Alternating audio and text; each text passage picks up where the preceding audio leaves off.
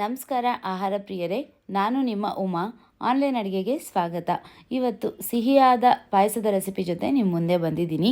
ಇವತ್ತು ತೋರಿಸ್ಕೊಡ್ತಾ ಇರುವಂಥದ್ದು ಸಬ್ಬಕ್ಕಿ ಪಾಯಸ ಅಥವಾ ಸಾಬುದಾನಿ ಪಾಯಸನ ನಿಮಗೆ ತೋರಿಸ್ಕೊಡ್ತಾ ಇದ್ದೀನಿ. ಇದನ್ನು ಕೇವಲ 10 ನಿಮಿಷದಲ್ಲಿ ನಾವು ತಯಾರು ಮಾಡ್ಕೊಳ್ಬೋದು. ಹೋಟೆಲ್ ಅಥವಾ ಮದುವೆ ಮನೆಗಳಲ್ಲಿ ಪಾಯಸ ಸಿಗುತ್ತೆ ನೋಡಿ, ಅದೇ ಥರನೇ ಈ ಒಂದು ಪಾಯಸ ಮಾಡ್ಕೊಳ್ಬೋದು. ತುಂಬ ರುಚಿಯಾಗಿರುತ್ತೆ. ಅವಸರಕ್ಕೆ ಏನಾದರೂ ಪಾಯಸ ಮಾಡ್ಕೊಳ್ಬೇಕು ಅಂತಂದರೆ ನೀವು ಈ ಥರ ಒಂದು ಪಾಯಸನ ಮಾಡಿಕೊಂಡು ಸವಿಬೋದು. ಸೊ ಆಹಾರ ಪ್ರಿಯರೇ, ಇವತ್ತಿನ ಈ ಒಂದು ಸಿಹಿಯಾದ ಪಾಯಸನ ಶುರು ಮಾಡೋಣ. ಅದಕ್ಕಿಂತ ಮುಂಚೆ ನಮ್ಮ ಚಾನಲ್ನ ಹೊಸದಾಗಿ ನೋಡ್ತಾ ಇದ್ದರೆ ದಯವಿಟ್ಟು ಸಬ್ಸ್ಕ್ರೈಬ್ ಮಾಡೋ ಮೂಲಕ ನನ್ನನ್ನು ಪ್ರೋತ್ಸಾಹಿಸಿ. ಹಾಗೆ ಪಕ್ಕದಲ್ಲಿ ಕಾಣುವಂಥ ಬೆಲ್ಲೈಕಾನ್ನ ಕ್ಲಿಕ್ ಮಾಡಿದ್ರೆ ನನ್ನ ಮುಂದಿನ ವೀಡಿಯೋ ನೋಟಿಫಿಕೇಶನ್ ನಿಮಗೆ ಬರುತ್ತೆ. ಈ ಒಂದು ಪಾಯಸನ ಪ್ರಯತ್ನಪಟ್ಟು ಇದು ಯಾವ ಥರ ಬಂತು ಅನ್ನೋದನ್ನು ತಪ್ಪದೆ ನನಗೆ ಕಮೆಂಟ್ ಸೆಕ್ಷನಲ್ಲಿ ತಿಳಿಸಿ. ಸೊ ಹಾಗಿದ್ರೆ ಬನ್ನಿ ಇವತ್ತಿನ ಈ ರೆಸಿಪಿನ ಶುರು ಮಾಡೋಣ. ಪಾಯಸ ಮಾಡೋದಕ್ಕೆ ದಪ್ಪ ತಳ ಇರುವಂಥ ಪಾತ್ರೆನ ಸ್ಟವ್ ಮೇಲೆ ಇಟ್ಕೊಂಡಿದ್ದೀನಿ. ಅದು ಬಿಸಿ ಆದ ನಂತರ ಅದಕ್ಕೆ 3 ಚಮಚದಷ್ಟು ತುಪ್ಪನ ಹಾಕ್ಕೊಳ್ತಾ ಇದ್ದೀನಿ. ತುಪ್ಪ ಬಿಸಿ ಆದ ನಂತರ ಒಂದು 8 ರಿಂದ 10 ಗೋಡಂಬಿನ ಸಣ್ಣದಾಗಿ ಕಟ್ ಮಾಡಿಕೊಂಡು ಹಾಕ್ಕೊಂಡಿದ್ದೀನಿ.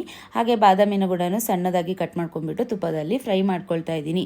ಇದೊಂಥರ ಚೆನ್ನಾಗಿ ಲೈಟ್ ಬ್ರೌನ್ ಕಲರ್ ಬರೋವರೆಗೂ ಫ್ರೈ ಮಾಡ್ಕೊಳ್ಬೇಕಾಗತ್ತೆ. ಅದಾದ ನಂತರ 10 ರಿಂದ 15 ಒಣ ದ್ರಾಕ್ಷಿನ ಹಾಕ್ಕೊಳ್ತಾ ಇದ್ದೀನಿ.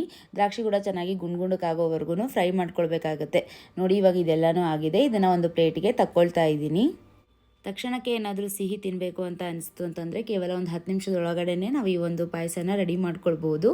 ತುಪ್ಪದಲ್ಲಿ ಹುರಿದಿರುವಂಥ ಡ್ರೈ ಫ್ರೂಟ್ಸ್ನೆಲ್ಲನೂ ಒಂದು ಪ್ಲೇಟಿಗೆ ತಕ್ಕೊಂಡಾಯಿತು. ನಂತರ ಇದೇ ತುಪ್ಪಕ್ಕೆ ಅರ್ಧ ಕಪ್ಪಿನಷ್ಟು ನೈಲಾನ್ ಸಬ್ಬಕ್ಕಿನ ಹಾಕ್ಕೊಳ್ಬೇಕಾಗತ್ತೆ. ಸಬ್ಬಕ್ಕಿನ ಕೂಡ ಹುರ್ಕೊಳ್ಬೇಕು. ನಾನಿಲ್ಲಿ ನೈಲಾನ್ ಸಬ್ಬಕ್ಕಿನ ಉಪಯೋಗಿಸ್ಕೊಂಡ್ಬಿಟ್ಟು ಪಾಯಸನ ಮಾಡ್ಕೊಳ್ತಾ ಇದ್ದೀನಿ. ಇದು ಅಂಗಡಿಯಲ್ಲಿ ಕೇಳಿದ್ರೆ ಸಿಗುತ್ತೆ ನಿಮಗೆ.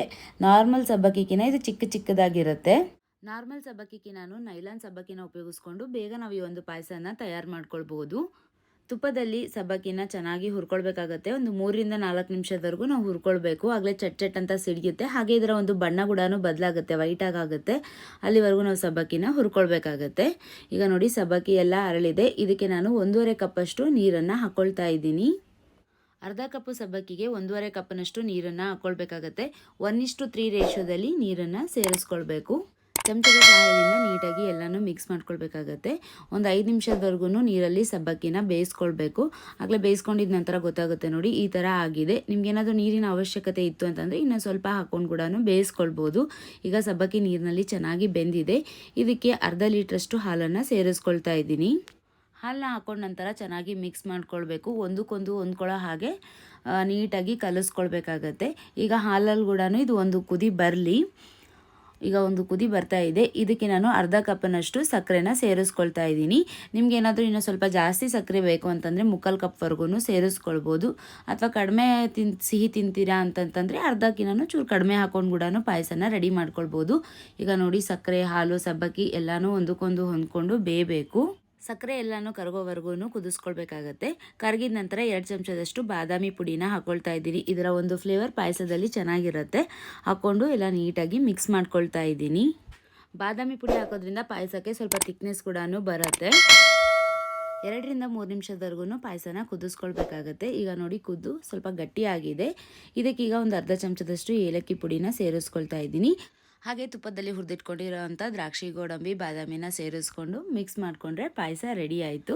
ಆಹಾರ ಪ್ರಿಯರೇ, ನೋಡಿದ್ರಲ್ಲ, ಕೇವಲ 10 ನಿಮಿಷದೊಳಗಡೆ ನಾವು ಯಾವ ಥರ ಪಾಯಸನ ತಯಾರು ಮಾಡ್ಕೊಳ್ಬೋದು ಅಂತ ಹೇಳಿ. ಇವತ್ತಿನ ಈ ಒಂದು ರೆಸಿಪಿ ನಿಮ್ಮೆಲ್ಲರಿಗೂ ಇಷ್ಟ ಆಯ್ತು ಅಂತ ಹೇಳಿ ಭಾವಿಸ್ತೀನಿ. ಇಷ್ಟ ಆಗಿದ್ರೆ ಒಂದು ಲೈಕ್ನ ಒತ್ತಿ. ಹಾಗೆ ನಮ್ಮ ಚಾನಲ್ನ ಹೊಸದಾಗಿ ನೋಡ್ತಾ ಇದ್ರೆ ದಯವಿಟ್ಟು ಸಬ್ಸ್ಕ್ರೈಬ್ ಮಾಡೋ ಮೂಲಕ ನನ್ನನ್ನು ಪ್ರೋತ್ಸಾಹಿಸಿ. ಮತ್ತು ಇನ್ನೊಂದು ರುಚಿಕರವಾದ ಅಡುಗೆ ಜೊತೆ ನಿಮಗೆ ಸಿಗ್ತೀನಿ. ಅಲ್ಲಿವರೆಗೂ ಧನ್ಯವಾದಗಳು.